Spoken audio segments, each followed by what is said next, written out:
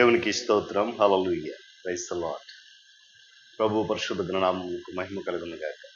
క్రీస్తునందు ప్రియులారా, దేవుడు తన మహాకృపను బట్టి అద్భుతంగా తన ప్రేమలో తన కృపలో కాపుదల ఇచ్చి ఒక నూతన మాసము అనగా 7వ మాసం మొదటి దినం వేకువనే మరలా ఆరోగ్యవంతులుగా క్షేమంగా ప్రభు నన్ను నడిపించాడు. ఎంత గొప్ప ధన్యత మనకిచ్చాడు. అందుని బట్టి ప్రభు ఉన్నతమైన గణనామమునకు ఘనత కలుగును.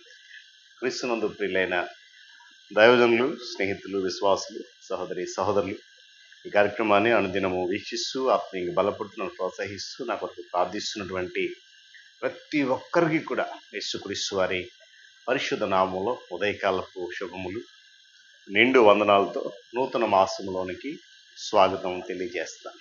బాగున్నారు కదా?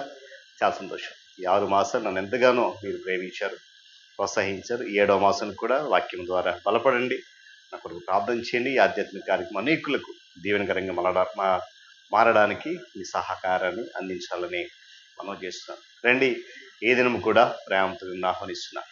అనుదిన అభివృద్ధి ఉదయకాలపు ధ్యానాలు అనేటువంటి ఆధ్యాత్మిక కార్యక్రమంలో నాతో కూడా పాలుభాషలు కండి, వాక్యాన్ని ధ్యానించండి, దేవుని యొక్క దీవెనలు పొందుకోండి. బైబిల్స్ దగ్గరలోనే తెరవండి. ఒకవేళ లేని పక్షాన నేను చదువుతున్న మాట జాగ్రత్తగా వినండి, గ్రహించండి. నేటి దిన ధ్యానవాక్యంగా యోహాను సువార్త 21వ అధ్యాయము 17వ వచనం నుండి ఒక మాటను నేను చదువుతా ఉన్నాను. యోహాను కుమారుడు అయిన సిమోను, నన్ను ప్రేమించుచున్నావా అని అతనిని అడిగాను. దేవుడు తన పరిశుద్ధ లేఖన మాటను మనకు దీవించుగా. ప్రార్థన. మహోన్నతుడ, మహాగణుడ, సర్వాధిపతి, సర్వశక్తి మొదటి స్తోత్రాలు.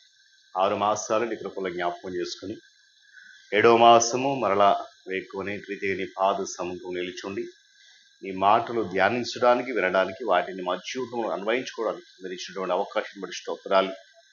ఆయన గడిచిన 6 మాసాలు ఏ విధంగా నీ కృపలో జ్ఞాపకం చేసుకున్నావు, ఈ 7వ మాసము ఈ దినము నుండి అటు కృపలో నీ జ్ఞాపకం చేసుకుని ఈ కార్యక్రమాన్ని ఫలభరితంగా అందరిగా మార్చి పాలివాసు ప్రతి బిడ్డను కూడా మీరు దీవించండి. ఘనత మహిమ మీరే పొందండి. యేసయ్య నామములో అడుగుతున్నాం. ఆమేన్.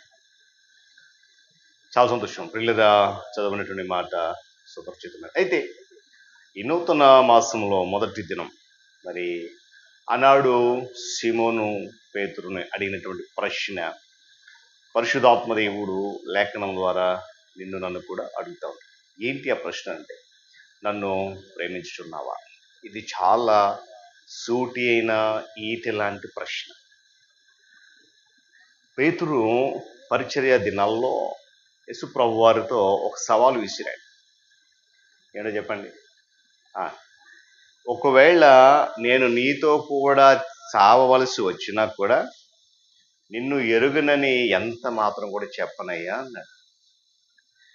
అయితే కొన్ని రోజుల తర్వాత యేసుప్రభు వారు అడిగినటువంటి అదే సూటి ప్రశ్న, ఆ ప్రశ్నకు పేతురు యొక్క స్పందన చాలా భిన్నంగా ఉంది ఇక్కడ.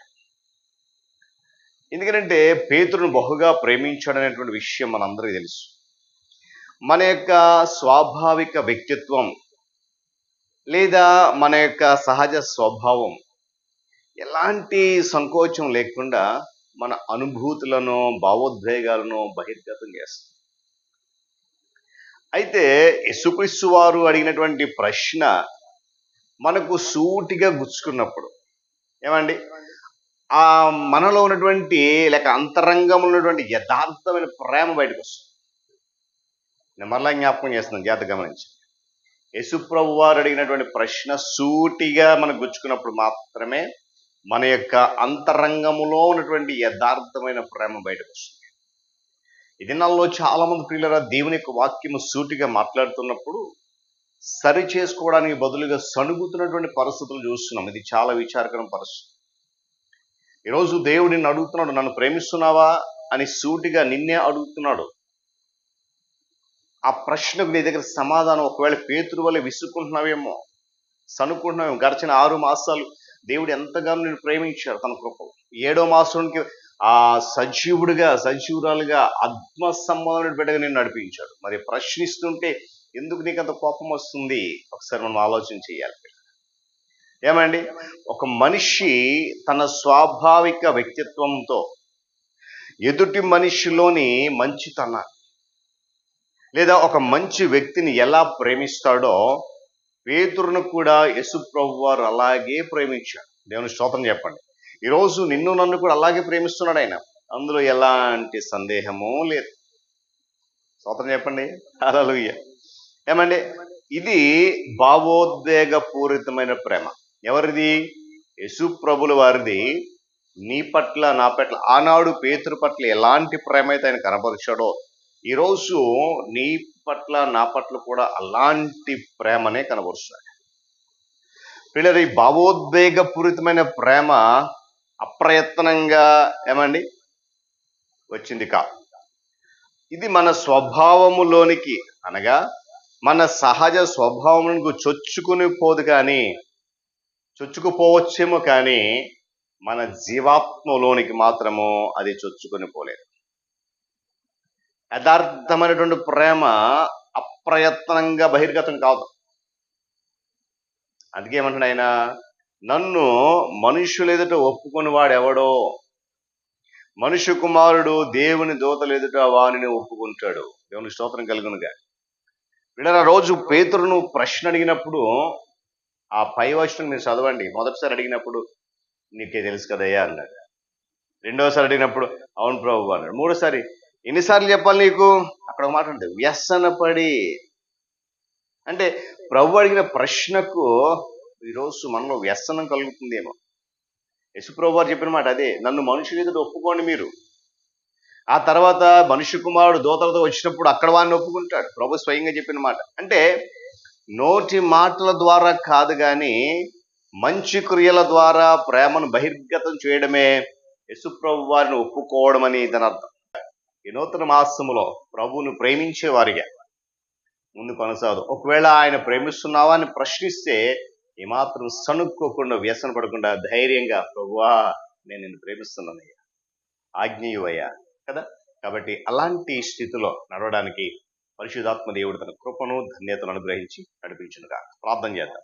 ప్రేమగల తండ్రి, నూతన ఉదయకాల సమయం, నూతన మాసం మొదటి దినం అద్భుతంగా నీ మాటలు విన్నాం. నిజమే, నీ ప్రియకుమారుడు మా రక్షకుడైన యేసు ప్రభువారు ఆనాడు తన ప్రియశిష్యుడిగా ఉన్నటువంటి పేతురును, సీమోనును, నాయనా సీమోను పేతురు అనే వ్యక్తి నన్ను ప్రేమిస్తున్నావా అని అడిగినప్పుడు ఎంత గొప్ప నాయనా మరి సమాధానం వచ్చినప్పటికీ ఆ సమాధానం వ్యసనం కనపడదు. ఈరోజు మేము నీ నామమును ప్రేమించేవారుగా లేమేమో.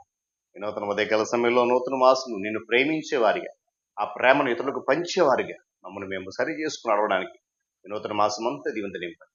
నాయన ఈ ఆధ్యాత్మిక కార్యక్రమంలో పాలిపోసిన బిడ్డలందరినీ మీరు దీవించి ఆశీర్వదించి కృపలు భద్రపరచు. ఫలభరితంగా వారి జీవితాలు మార్చండి. ఘనత మహిమ మీకే చెల్లిస్తూ యేసయ్య నామమున అడుగుతున్నాం తండ్రి, ఆమేన్. త్రియేక దేవుని దీవెన, ఆయన సన్నిధి కాపుదల సదాకాలము మనందరికీ తోడని నడిపించును గాక. ఆమేన్. అందరికి వందనాలండి. మరొకసారి మీ అందరినీ నూతన మాసంలోనికి స్వాగతిస్తున్నాను. మరి కార్యక్రమాన్ని వీక్షిస్తున్నారు, నా కొరకు ప్రార్థిస్తున్నారు. మరి ఈ ఆధ్యాత్మిక కార్యక్రమం మీకు ఆశీర్వాదకరంగా దీవెనగా కనిపిస్తే ఇంకా మీ స్నేహితులు, బంధువులు అనేక పరిచయం చేయండి. ఈ కార్యక్రమంలో పాలుపోసం చేయండి. యూట్యూబ్ ఛానల్ని సబ్స్క్రైబ్ చేయమని చెప్పండి. దేవుని యొక్క ఆశీర్వాదాలు పొందుకోండి. దేవుడు మిమ్మల్ని, మీ కుటుంబాలను దీవించునుగాక.